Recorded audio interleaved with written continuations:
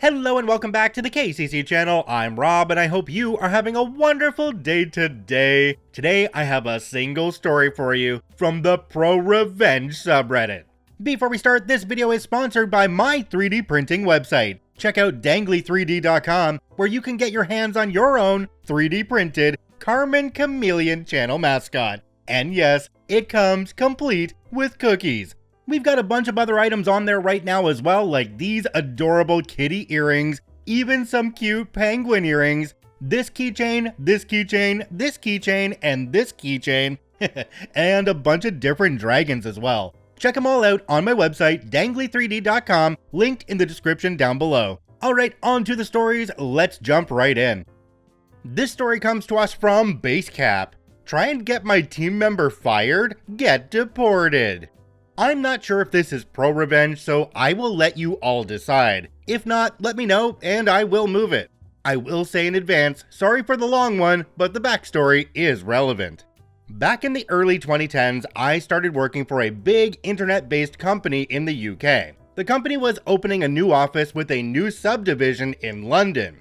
When I started, there were 2 team leaders and the office manager. The 2 teams were the content team and the SEO, search engine optimization team. I was recruited to be the development team lead, that is, web development. When I was interviewed for the job, both the office manager and the SEO team lead were carrying out the interview. As you do in interviews, when they asked if this or that could be done, I would respond, yes, of course. Or, you would get a better result doing X, Y, or Z.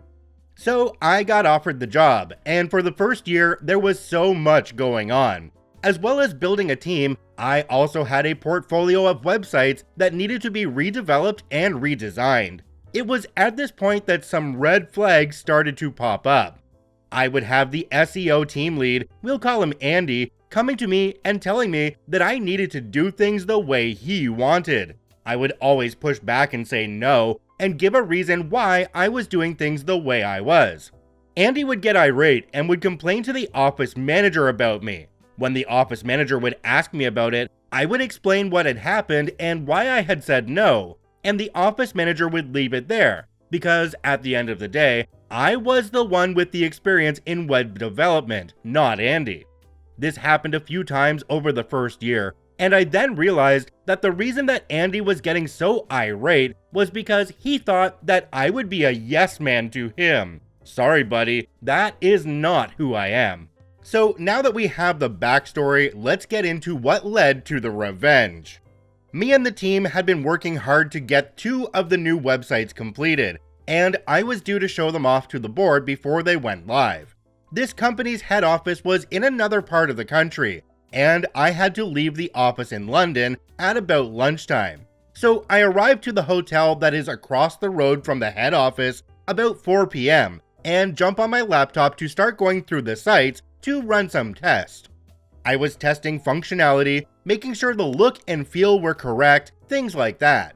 Then it happened. We found a major bug that caused a major issue with the functionality of the website.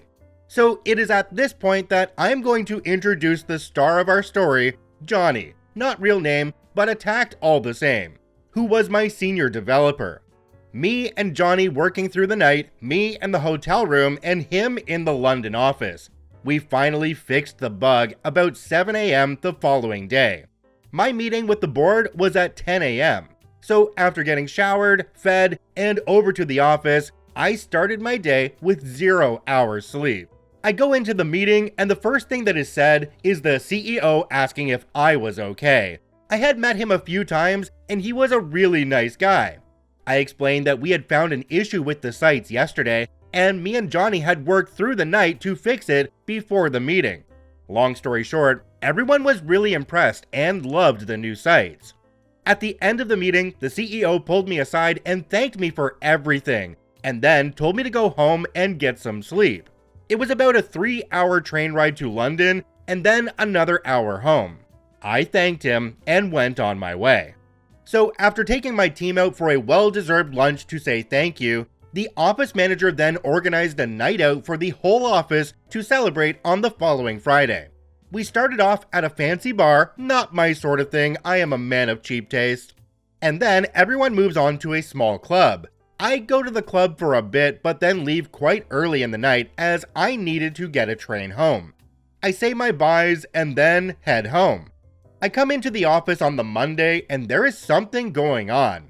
I speak with Emma, not real name, the content team's lead. She does not know what is going on, but there are people from head office, HR, and others. Then, a few minutes later, all the team leaders are called into a meeting. We are all squished in one of the small meeting rooms. There is office manager, 2 members of the HR team from head office, and the 3 team leaders, including myself. So HR explains there has been a complaint made against Johnny. A member of the SEO team, we'll call him Mark, had called Andy on the Friday saying that Johnny had been making racist comments while everyone was out at the club. Both myself and Emma were taken aback. This was not like Johnny. On a side note, I feel that I need to explain the races of people involved. This is just for context and not an attack on anyone involved. Johnny, Emma, and I are white British. Andy is African, born in Britain I believe, and Mark is Indian, once again I believe. So the whole day was spent with HR doing interviews with the other people that were there that night, and we all reconvened towards the end of the day. The result of the interviews were that no one had heard anything like what Mark was saying. So it was Mark's word against Johnny's. This was not acceptable for Andy. He wanted Johnny fired and cried, "We could not have someone like that in the office." So both Emma and I looked at each other and thought that it was strange that he was so insistent on firing Johnny with no evidence. Both the office manager and HR agreed, and Johnny was let off with a warning, and to be aware in the future of how things he says that could be misinterpreted. Life went back to normal in the office, that is, until about 2 months later. The story of what had happened had gone round the office about 12 people. Then, one afternoon, I was pulled aside by one of the guys on the content team, and he said that he had overheard Andy and Mark talking, and thought I should know. We went into one of the meeting rooms and he laid everything out.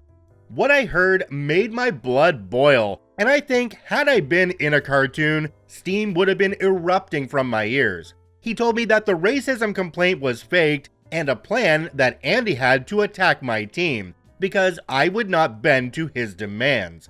Him and Mark went on a call outside the club. Andy was not there that night, and that is when he heard what they were doing. It later came out that their plan was to make the complaint against Johnny and get him fired, which would then lead on to Andy complaining that I was not fit to run a team if I let that sort of thing happen under my leadership. My first question was why he didn't bring this up with HR in the interviews. He said that he did, but it was his word against both Andy and Mark. I thanked him for this and went on with what I was doing. I was pissed. There was no way that I was going to let this slide, but I knew that if I was going to go after them, I needed to have everything in place beforehand. I didn't tell Johnny what I had been told and asked the guy that told me to keep it to himself for now. I didn't want Johnny to get pissed off and do something that would get him fired, or worse, affect any revenge I could dish out. So I watched. I watched everything the SEO team did and didn't do. Then it happened. It was like angels had descended from heaven to deliver me the winning lottery ticket. The building we were in was a 3-story building with a main stairwell with a door on each floor to the offices. The stairwell also led to a door out to the street. At the time, I was a casual smoker and used it to get a break from the screen and clear my head if something I was working on was not going well. So I walk out of the door to the office and into the stairwell, and who is there? Mark, of all people. He is on the phone and he goes white as a sheet when he sees me. Now he is mid-sentence with the person on the other end of the phone, and as I'm walking past, he is forced to carry on the conversation. I overhear, and from what he is saying, I can tell that he is talking to a school or something like that. The conversation sounding like he was looking for information about applying and about a visa. I thought that was a strange call to be having and something was fishy about it. I had my suspicions as to what was going on, but nothing concrete at this time. A few days later, I was heading back up to the head office, and by that time, we had a new office manager who lived near the head office, so was based there most of the time. When I got there, I dropped my things off at the hotel and headed over to the office. I went to his desk and asked to have a quick chat. I explained to him what I had overheard Mark talking about on the phone and said that maybe the company might like to look at his visa status. So a week went by and nothing seemed to happen. Then, bam, he stopped showing up to the office. A few days later, I got told what had happened from one of the other SEO team members. Mark had been fired with immediate effect for no longer having the correct visa to work in the UK. The company did not want to get involved in sponsoring a new visa for him. I don't know why. I started asking questions around the office, random chit-chat, and I found out that Mark is from Dubai, and he was here on his wife's student visa. I don't know how that works, but it was all above board. I also found out that his wife's course had finished, and that left them with a small window of time to get a new visa. That is when it all clicked. Now, there are some dodgy people in London and everywhere else, and they would set up these fake colleges that would sign people up to get visas to live and work in the UK. At some point before or after this, I saw a program on this, and normally, these were set up in tiny offices that you couldn't swing a cat in, let alone be a college. They were used as a postal address for the college, and they would charge a course fee to be enrolled, and thus be able to apply for a student visa. So what Mark was trying to do is get enrolled in one of these colleges so that he could stay in the UK and carry on working. I found out a few weeks later that Mark and his wife did have to leave the UK and go back to Dubai because he didn't have any money coming in to pay for his new college course. Bye, Mark. When I found out that Mark had been let go, I pulled Johnny aside and filled him in on everything. He could not believe it and was stunned that they would try to do that. I apologized to him as it was my fault that he had been targeted by them in a way to get at me. He would not accept it and said that I had gone above and beyond in defending him. Following on from this, I made it quite clear to Andy that I know what he and Mark had done, and I would not be forgetting it, and to watch his back. I made sure we were not in earshot of anyone else. About 2 months later, Andy handed in his notice and left the company, never to be seen or heard from again. I have told this story to some people over the years, and I have been asked so many times if I feel guilty for what I did.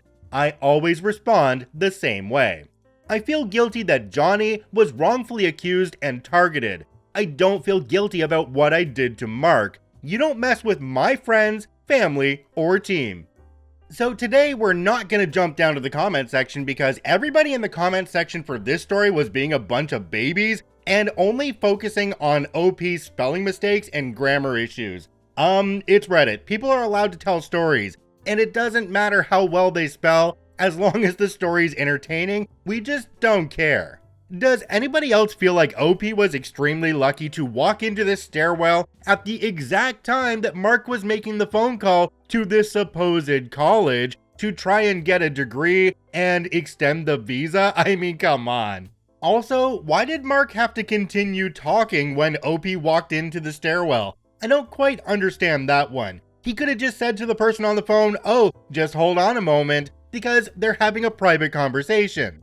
Okay, that part aside, I think Johnny needs to thank OP for what OP did because they were targeting Johnny, and because of that, OP took it personally and made sure that Mark was removed. I guess that works.